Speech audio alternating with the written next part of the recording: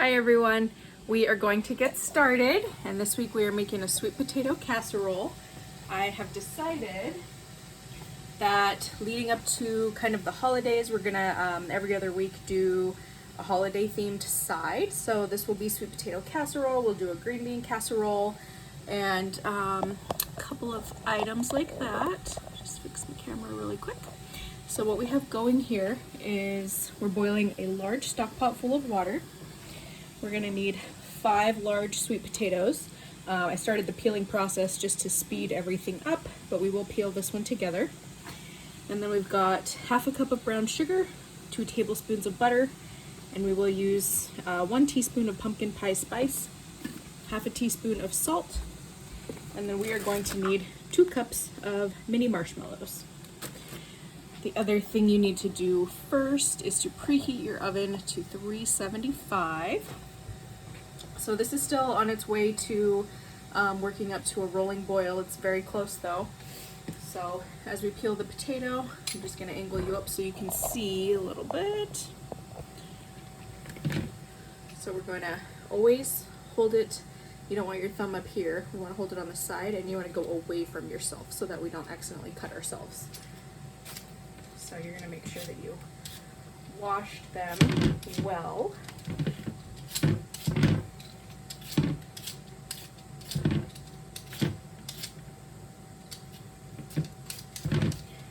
Trying to get the best angle that I can here for you.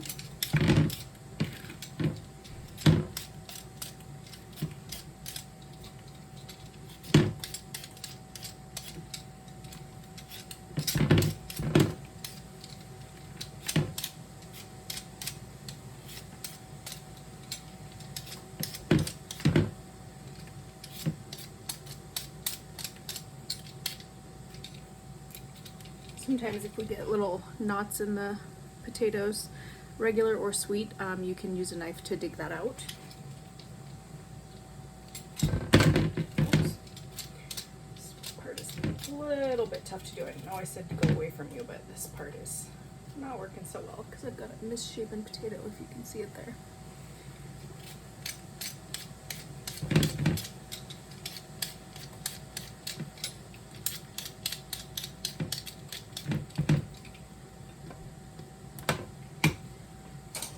So what I'm going to do is just cut out some of these extra little pieces that I can't quite get with the peeler.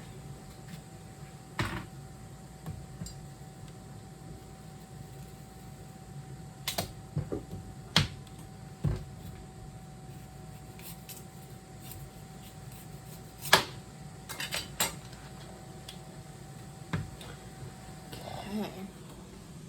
So now I've got all 5 of my potatoes peeled using my awesome cutting board that I was gifted by one of our viewers. Thank you, Bo. So now what we're going to do is cut our sweet potatoes into evenly sliced pieces. You want to cut them mostly even so that they cook at the same time when we put them into the boiling water. If we don't, then some of the small pieces are going to turn to mush, and then some of the larger pieces won't be cooked quite enough. So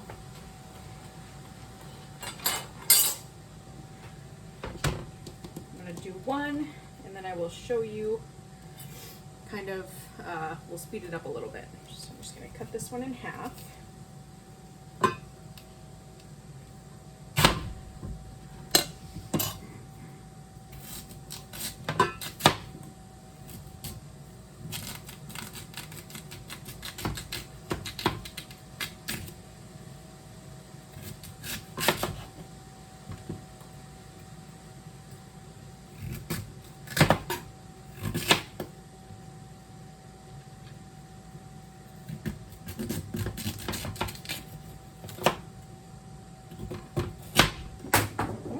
A couple pieces.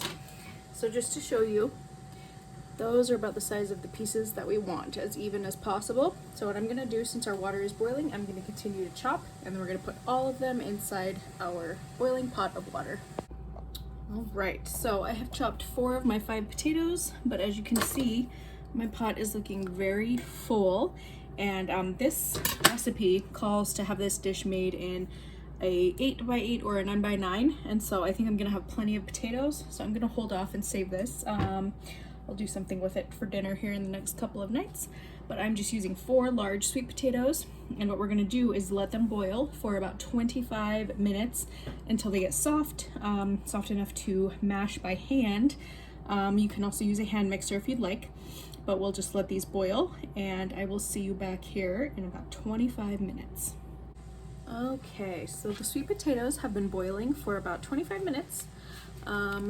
The water has turned an orange color, and you can see, I'll try and show you, down here on the side, I can cut this right in half with my spoon.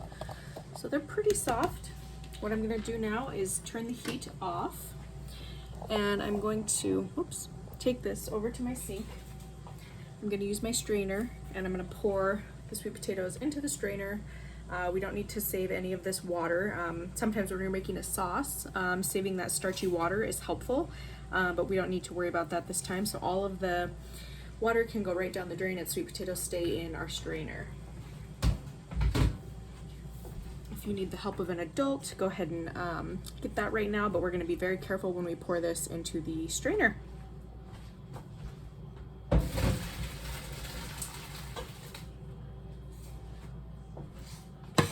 Gonna move that, scoot you guys up closer.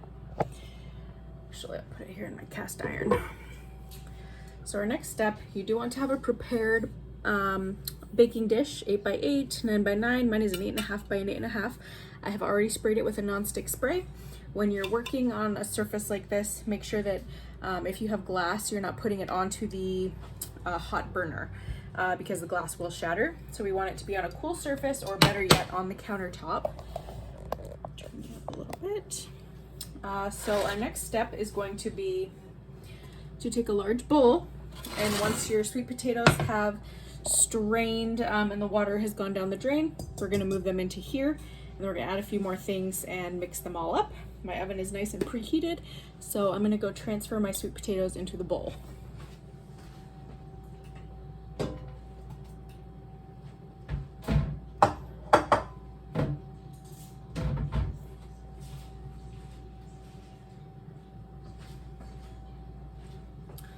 Now that we're in here, again, I'm using a glass bowl, so I'm gonna be sure to stay away from this hot burner that I was on.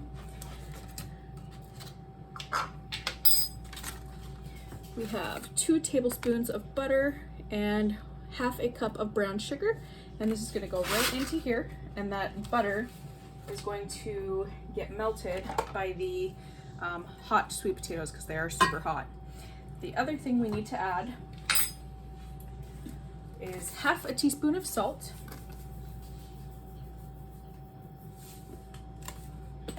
and a full teaspoon of pumpkin pie spice.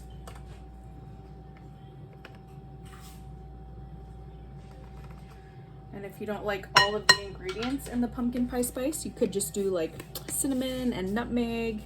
You could do a full teaspoon of the cinnamon. It doesn't really matter. I like the pumpkin pie spice because I like the nutmeg and the allspice and the cloves, everything that's in there.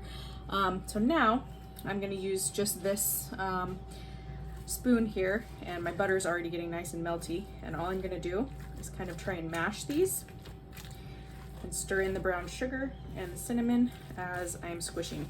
If you have a potato masher handy, that's great. You don't need one. You can use a hand mixer, one of those electric ones if you'd like. Again, you don't need. The biggest thing is to just make sure everything is broken up. And what I'm gonna do after I've gone through with this particular spoon that I'm using is just go through with a fork and break up any leftover thicker pieces.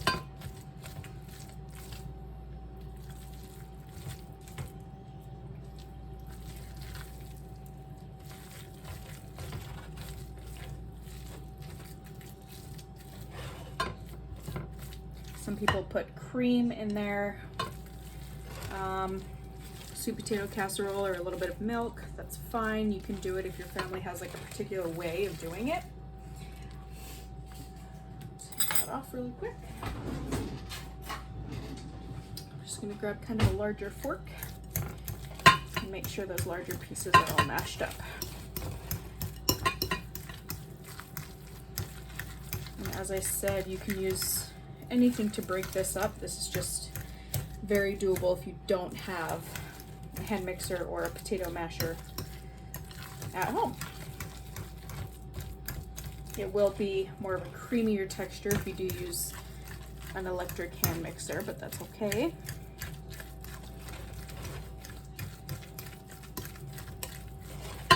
Kind of like to show the minimum way of doing things sometimes, because sometimes it's nice to make recipes and not have to have all of the stuff on hand.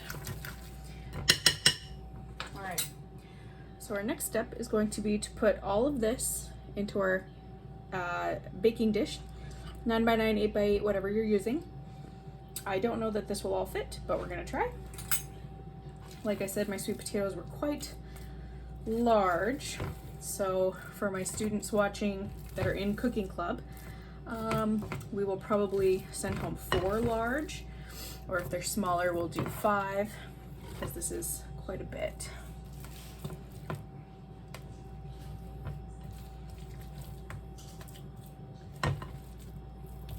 Oops. Just got a whole big glob on my stovetop.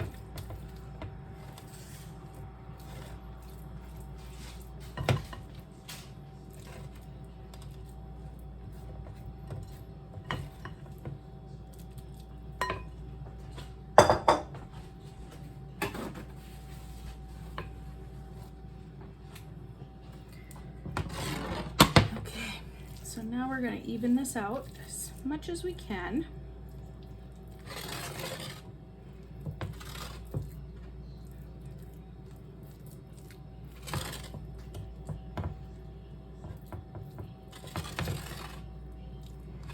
And if you wanted, you could even do a sprinkle of cinnamon right here on top before we get to the marshmallows. Now we're going to go 1 cup of mini marshmallows and 2 cups of mini marshmallows. All you need to do is spread these out.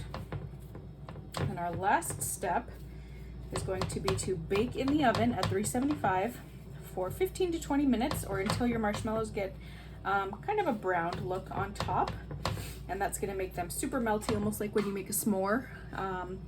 They're going to get really melty, and then you can mix it in with the sweet potatoes when you scoop it out to serve.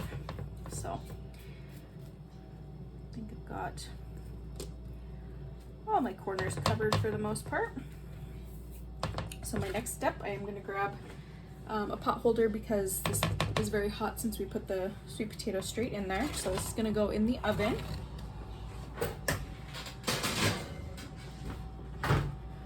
Timer for 20, actually I'm going to set a timer for 15, and I will check it at 15.